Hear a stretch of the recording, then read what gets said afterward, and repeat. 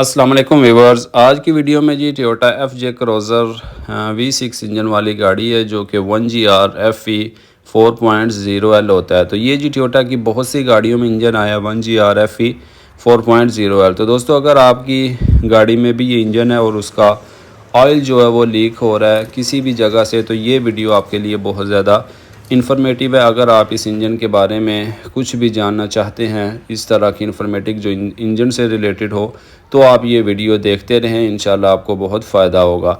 तो ये देखें जी, ये जो इंजन है हमने डायग्नोस किया है मैंने, ये इसमें ऑयल जो है इंजन में से लीक हो रहा है। तो ऑयल जो है एक जगह से लीक नहीं हो रहा, ये इसकी टाइमिंग चैन कवर है आगे से, उसका ऑयल लीक है, और ये इसका वाटर पंप है वो भी लीक हो रहा है। और ये हम इसको दूसरी साइड से मैं आपको दिखाता हूँ। तो यहाँ ये देख सकती हैं, ये जो ऑयल है सिलेंसर वाली साइड से जो लीक होता है, ये इसकी जो वाल्व कवर की गैस्किट है या कवर जो है उसकी गैस्किट ख़राब है, वो भी तब्दील होगी।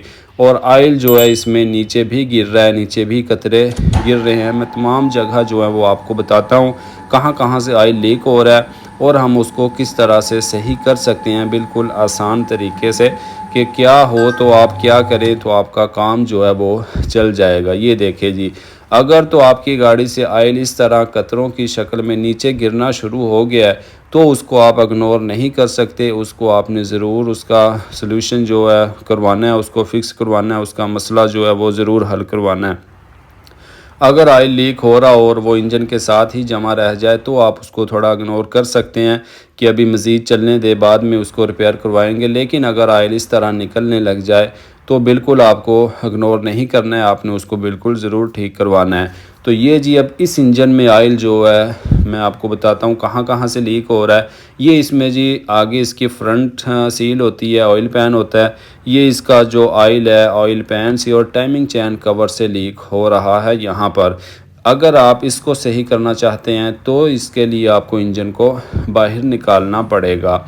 टाइमिंग चैन कवर की जो सिलिकॉन वगैरह है वो इसमें दोबारा से लगी हुई है, इंजन पहले खुला हुआ है तो इंजन का काम सही तरह से नहीं हुआ है, सिलिकॉन वगैरह सही तरह नहीं लगी है या सफाई अच्छी तरह नहीं की गई है, जो भी मसला हुआ है तो ऑयल जो है दोबारा से लीक हो चुका है। इसके लिए हमें इंजन को बाहर निकालना पड़ेगा। तो ये इसकी बैक साइड पे यहाँ इसकी इंजन की जो रियल ऑयल सील होती है, मेन सील भी उसको बोलते हैं, या क्रैंकशाफ्ट की जो मेन सील होती है वो लीक हो तो यहाँ से पानी जो है ऑयल जो है लीक होता है। अगर आपकी सिर्फ ये सील लीक हो तो आप बगैर इंजन हटाए इसका गियर बॉक्स जो है आसानी से रिमूव करके वो सील पीछे से तब्दील कर सकते हैं। उसकी वीडियो चैनल पर पहले से मौजूद है। लेकिन अब इस इंजन का जो मसला है, इसकी रियर सील भी हमने तब्दील करनी है और इसका टाइमिंग चैन कवर वगैरह, ऑयल पैन वगैरह जो हैं वो सब ऑयल जो है लीक कर रहे हैं, उनकी सिलिकॉन वगैरह जो है वो ख़राब हो चुकी है या सही तरह नहीं लगी है।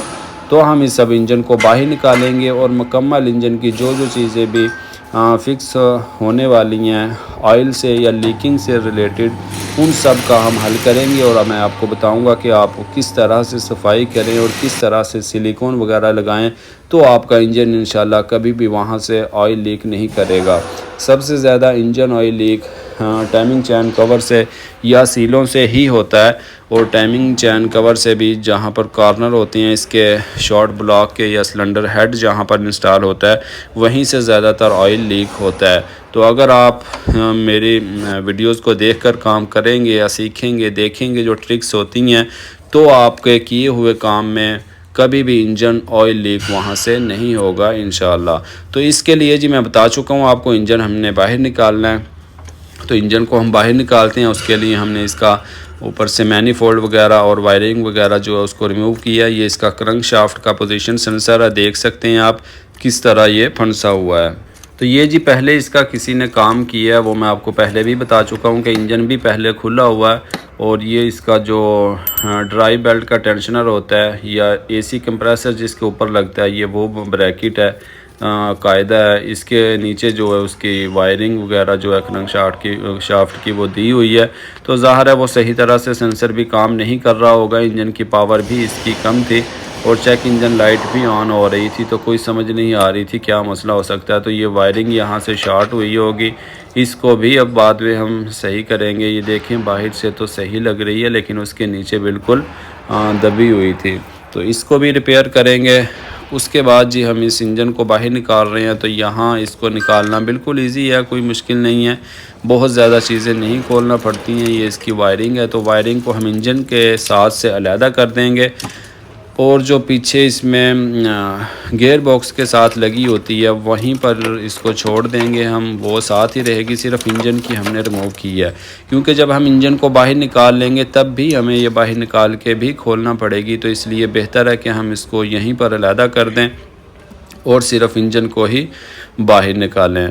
तो उम्मीद करता हूं दोस्तों वीडियो आपको पसंद आएगी, बहुत ज़्यादा इन्फॉर्मेटिव वीडियो है। आप किस तरह से इंजन को बाहर निकाल सकते हैं 1GR V6 इंजन को और किस तरह से इसका काम कर सकते हैं।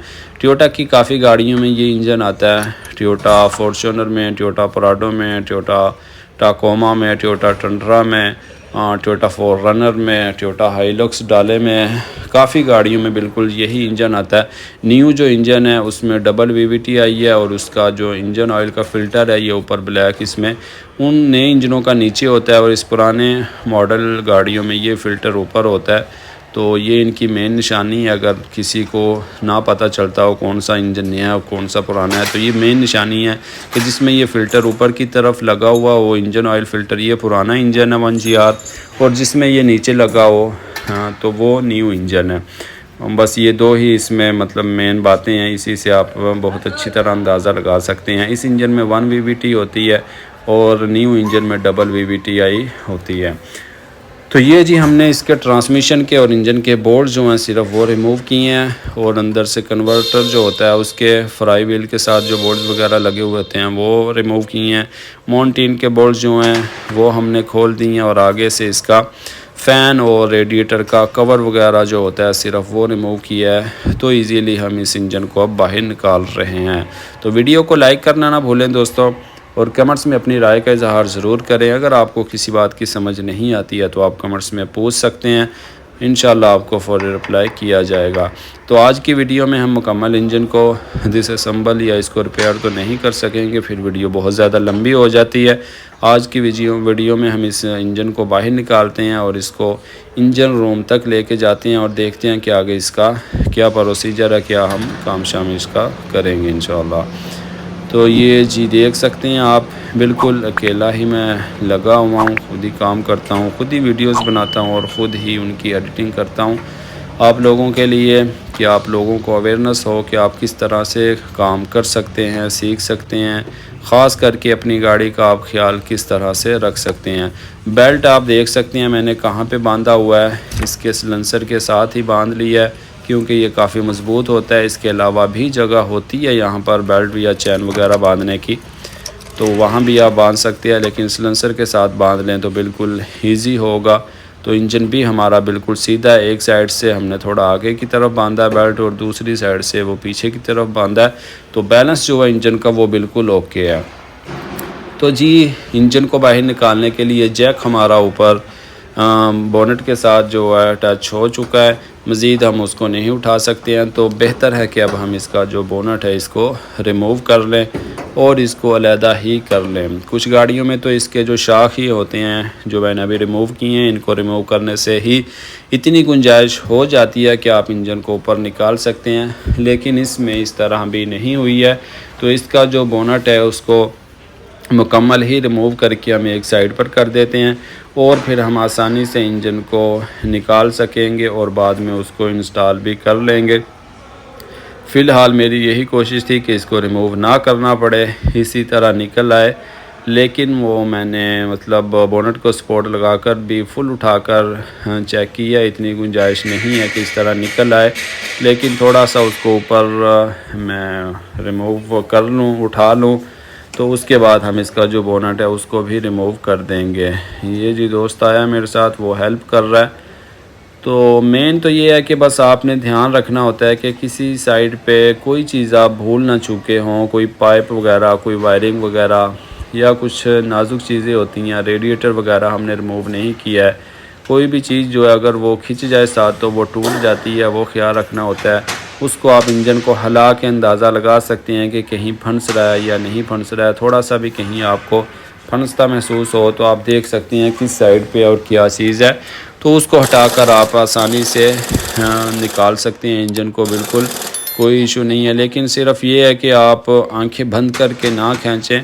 बाज़ औक़ात मेरे साथ भी स्टार्टिंग में होता था और बाज़ लड़के ऐसे करते हैं कि कभी पाइप तोड़ दिया, पेट्रोल वाला पाइप रिमूव नहीं किया है, कोई पानी कूलेंट वाला पाइप अभी रह गया था वो रिमूव नहीं किया और एकदम से आगे खींच लिया, वो रेडिएटर डैमेज कर लिया है। इस तरह के इश्यूज़ हो जाते हैं। लेकिन अगर आप अपने काम पर फोकस रखें और ध्यान से अपना काम करें तो ये सारी चीज़ें नहीं होती हैं। बहुत हों भी तो बहुत कम होती हैं। वैसे ज़्यादा चांस यही होते हैं कि नहीं होती हैं। और जब साथ कोई हेल्पर भी हो तो ये बिल्कुल चांस जो हैं इस तरह के एक्सीडेंट होने के बहुत कम हो जाते हैं।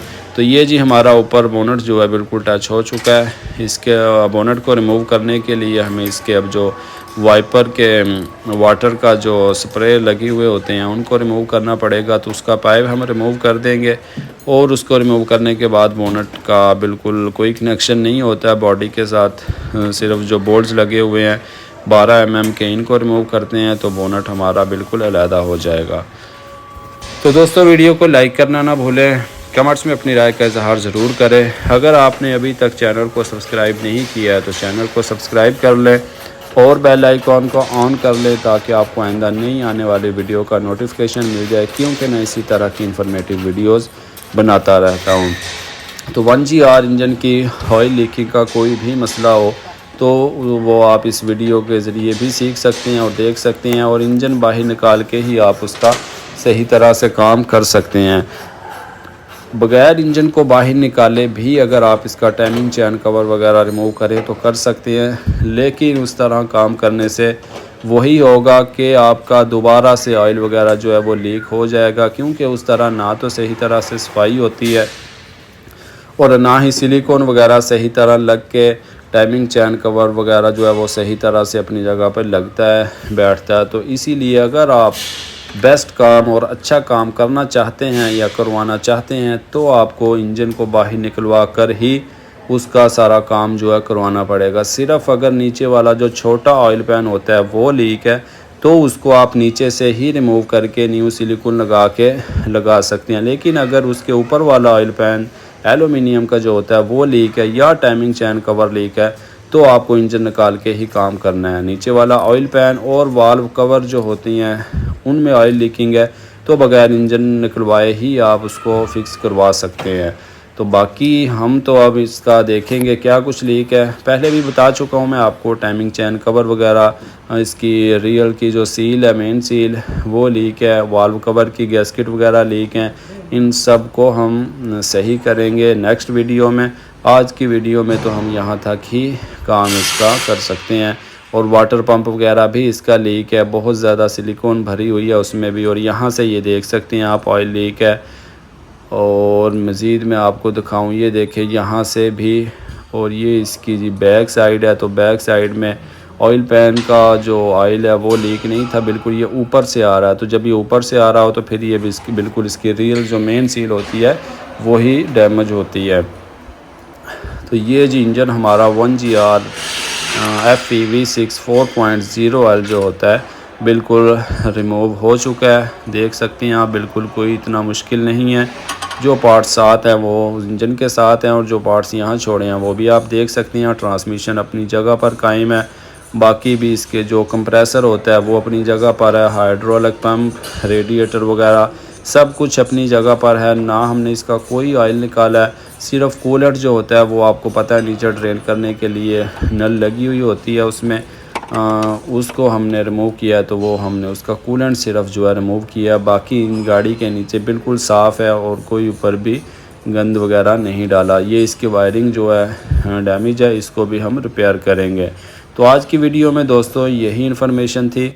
नेक्स्ट वीडियो में हम ये देख सकते हैं इंजन को स्टैंड पर लगा लिया है, इसको खोलेंगे, देखेंगे कि क्या कुछ इसका रिमूव करना है। और चेक इंजन लाइट इसकी ऑन थी तो इसकी टाइमिंग वगैरह जो है वो भी हम देखेंगे कि निशान बिल्कुल ओके हैं या हमें इसमें भी कुछ चेंजिंग करना पड़ेंगी। तो उम्मीद करता हूँ वीडियो आपको पसंद आई होगी। वीडियो को लाइक करना ना भूलें और चैनल को सब्सक्राइब करना भी ना भूलें मज़ीद इन्फॉर्मेटिव वीडियोज़ के लिए, क्योंकि मैं ऐसी वीडियोज़ बनाता रहता हूँ। आज की वीडियो में यही इन्फॉर्मेशन थी। मिलते हैं अगली वीडियो में, तब तक के लिए अल्लाह हाफिज़।